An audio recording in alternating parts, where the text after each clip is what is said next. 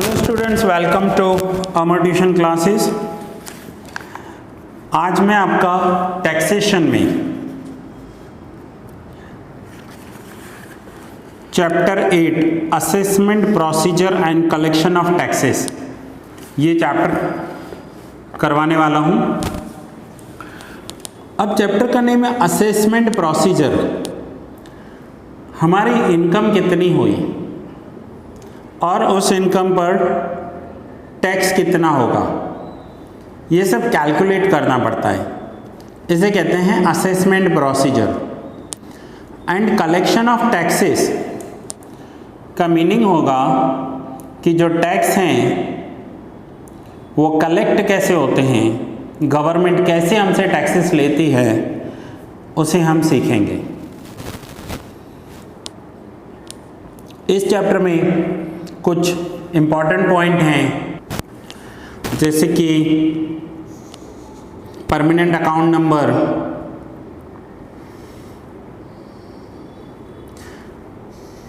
Tax deducted at source,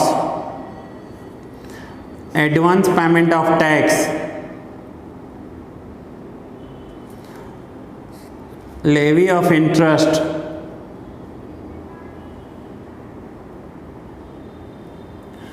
इन सभी points को हम थोड़ा डिटेल में समझेंगे। पहले इंट्रोडक्शन देख लेते हैं। It is important for student of taxation to be convergent with the assessment procedure.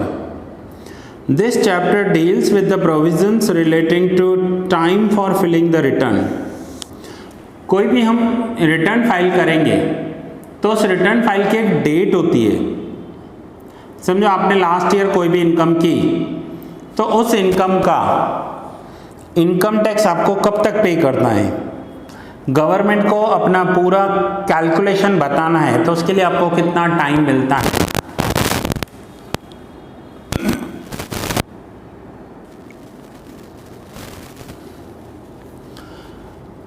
How the return is to be filled. Who is authorized to sign? What is permanent account number? The procedure and types of assessment. कौन sign करेगा, कैसे file होगा, कब तक file होगा, permanent account number क्या होगा, procedure क्या होगा, वो सब हम इस चैप्टर में सीखने वाले हैं। नाउ सबसे पहले return of income. Submission of return of income का मतलब होता है कि हमें अपनी इनकम का टोटल बताना होता है कि हमने लास्ट ईयर, प्रीवियस ईयर में कितना प्रॉफिट किया या कितना लॉस किया। इस सब के बारे में पूरी डिटेल देनी होती है, जिसे कहते हैं रिटर्न ऑफ इनकम। और ये जो रिटर्न ऑफ इनकम है ये अंडर सेक्शन 139(1) में आता है। अंडर सेक्शन याद करने की आपको कोई ज़रूरत नहीं है। रिटर्न फाइल करना कंपलसरी नहीं है। ऐसा नहीं है कि सारे इंडियंस रिटर्न फाइल करते हैं, बट जो कमाते हैं उन्हें रिटर्न फाइल करना चाहिए, और जिनकी टैक्स लायबिलिटी बनती है वो उन्हें ऑनेस्टली टैक्स पे करना चाहिए।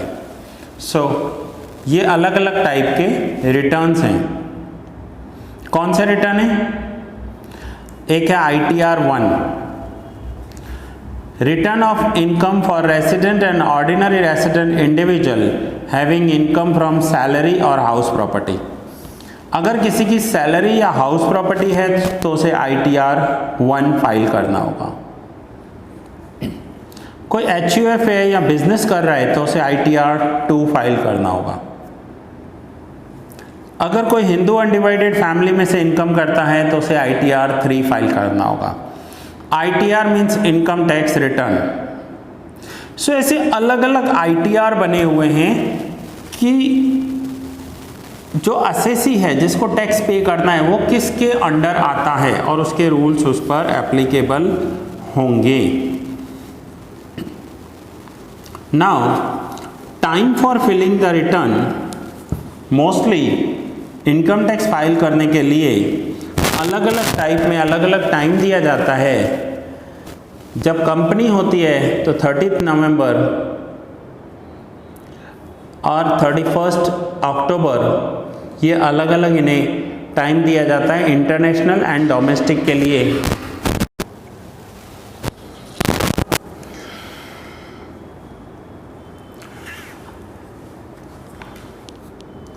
अगर पार्टनरशिप फॉर्म है तो उनका टाइम क्या है, और अगर सिंगल इंडिविजुअल है तो उन्हें 31 जुलाई तक अपना रिटर्न फाइल करना होता है।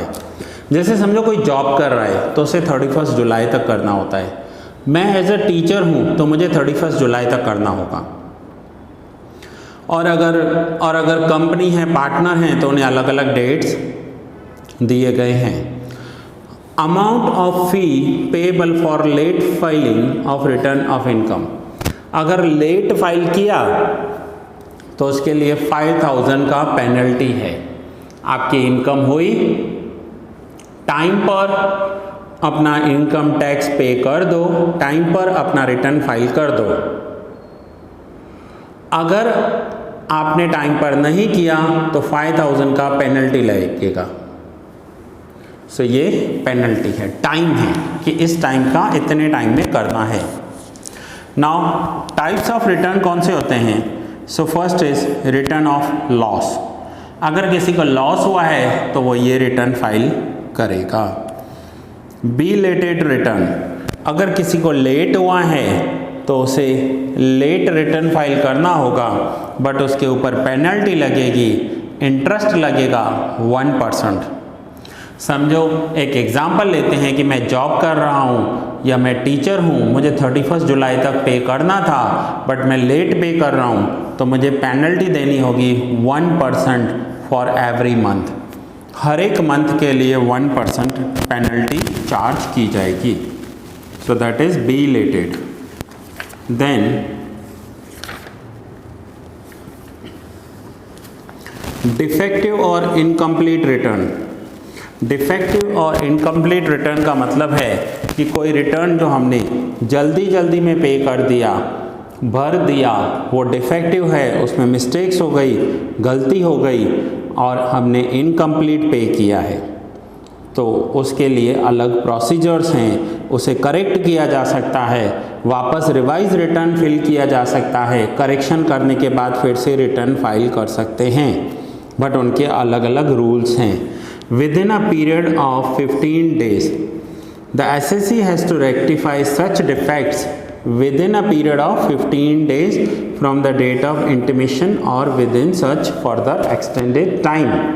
15 दिन के अंदर हम फिर से रिटर्न फाइल कर सकते हैं। रिवाइज रिटर्न कहते हैं, रेक्टिफाइड रिटर्न कहते हैं। देन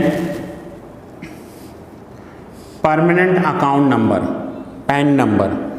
जब भी आप रिटर्न फाइल करते हो तो आपको अपना permanent account number, pan card number लिखना होता है।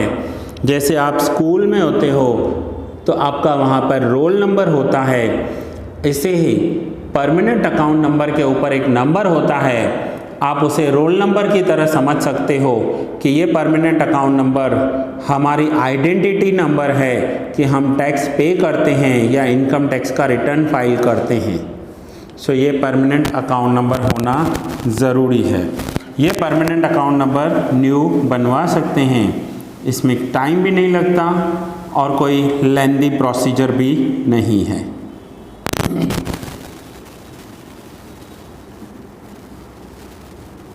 जब भी हम कोई बड़े ट्रांजैक्शंस करते हैं, जैसे क्या लिखा हुआ है यहाँ पर, every person is required to code PAN in all the following transaction, sale और purchase of any immovable property valued at an amount exceeding 10 lakhs। 10 lakh से ज़्यादा का अगर वैल्यू का प्रॉपर्टी ले रहे हैं तो पैन कार्ड देना है। फिक्स डिपॉजिट करते हैं 50,000 का तो पैन कार्ड देना है। 5 लाख का फिनेंशियल ईयर में कोई सेविंग अकाउंट खोला है तो पैन कार्ड देना है। किसी भी टाइप का 1 लाख का कॉन्ट्रैक्ट साइन कर रहे हैं तो पैन कार्ड देना है। मीन्स पैन कार्ड बनवाना हमारे लिए ज़रूरी होता है। Coding of Aadhaar card. अब कुछ ऐसे ट्रांजैक्शंस हैं जहाँ पर हमें आधार कार्ड भी देना पड़ता है। और आधार कार्ड क्या है? आधार कार्ड पैन कार्ड से लिंक्ड कर दिया गया है।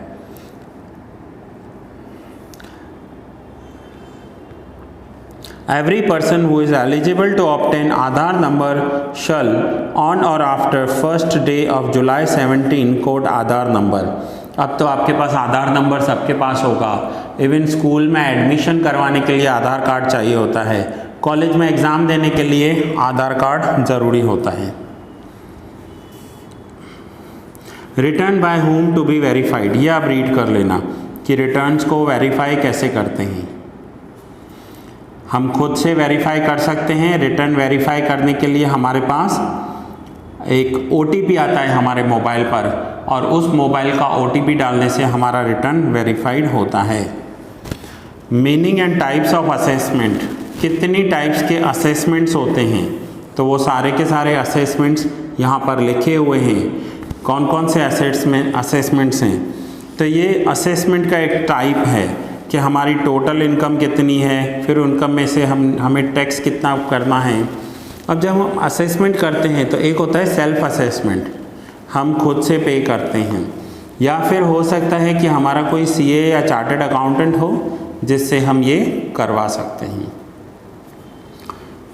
इस असेसमेंट में हमें पूरी समरी देनी होती है कि हमारी इनकम कहाँ से हुई, हमें कितना टैक्स पे करना है, और टैक्स के ऊपर हमारा हेल्थ एंड एजुकेशन सेस कितना आया है, या उसके ऊपर हमारी पेनल्टी कितनी आई है।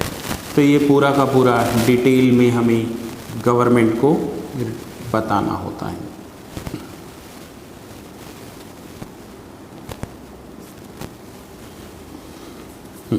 उसके बाद सबसे इम्पॉर्टेंट जो है रिकवरी ऑफ टैक्सेस, ये आप रीड कर लेना। टैक्स डिडक्टेड एट सोर्स, इसकी मैं आपको मीनिंग एक्सप्लेन कर दूं कि जब भी हम कोई जॉब करते हैं, हमें कोई इनकम होती है, या इवन समझो एक एग्ज़ाम्पल लेते हैं कि आपका बैंक में FD किया हुआ है और बैंक हर महीने आपको 50,000 रुपये का इंटरेस्ट देती है। सो बैंक आपको पूरा इंटरेस्ट हाथ में नहीं देगी, उसमें से थोड़ा सा टैक्स लिया जाएगा जिसे कहते हैं TDS। वो TDS बैंक भेजेगी गवर्नमेंट डिपार्टमेंट को। सपोज करते हैं कि 50,000 का आपका 50,000 आपको इनकम है, तो उस इनकम में से आपका TDS यानी टैक्स में जाएगा 10,000 और आपको मिलेगा 40,000। ये आपका एडवांस टैक्स समझ लीजिए। At the end of the year आपकी जितनी भी टोटल इनकम होगी, उस टोटल इनकम पर जितना भी टैक्स होता होगा, वो जो टैक्स है, सपोज करो आपकी टोटल इनकम हुई 6 लाख रुपीज़, और उसके अकॉर्डिंग आपका जितना भी टैक्स होता होगा, इस टैक्स को, ये जो 10,000 है, उसे एडवांस टैक्स समझ लिया जाएगा। उसके बाद भी अगर आपको देने का निकलेगा तो आप गवर्नमेंट को दोगे, और अगर आपने ज़्यादा पे कर दिया है तो गवर्नमेंट आपको रिफंड करेगी। So that is called TDS, tax deducted at source. Salary में भी ऐसा होता है, जब आप एक गवर्नमेंट जॉब में होते हो या एक अच्छी कंपनी में जॉब करते हो, तो वो कंपनी आपका टैक्स डिडक्ट करके इनकम टैक्स डिपार्टमेंट को भेज देती है, और उसे कहते हैं TDS, tax deducted at source. कुछ इनकम्स ऐसे होते हैं जिन पर हमें कोई स्लैब अप्लाई नहीं होता, पूरा का पूरा टैक्स देना होता है। से एग्जांपल लॉटरी इनकम पर टैक्स कितना है? So tax at 30% is to be deducted at source if winning from lottery and crossword puzzles और card games and other games of any sort exceeds 10,000 whether in cash or kind. Similarly, TDS is required if winning from horse race exceed 10,000. अगर किसी ने horse race किया है या किसी भी lottery में से पैसा जीता है तो भी उसके ऊपर 30% टैक्स तो लगने वाला ही है। सो ये अलग अलग टैक्स के परसेंटेज दिए हुए हैं कि डिविडेंड पर टैक्स कितना लगेगा, सीनियर सिटीजन्स पर कितना, ये टैक्स आपको माइनस होकर ही मिलेगा, इसे कहते हैं टीडीएस। अब ये जो टीडीएस देना होता है, जो बिज़नेस करते हैं उनकी अलग अलग डेट होती है, उन डेट्स के अकॉर्डिंग उन्हें क्वार्टरली रिटर्न फाइल करना होता है, और क्वार्टरली रिटर्न फाइल के लिए उन्हें डेट्स दिए गए हैं 15 जून, 15 सितंबर, 15 दिसंबर एंड 15 मार्च तक उन्हें अपना टैक्स पूरा पेमेंट करना होता है।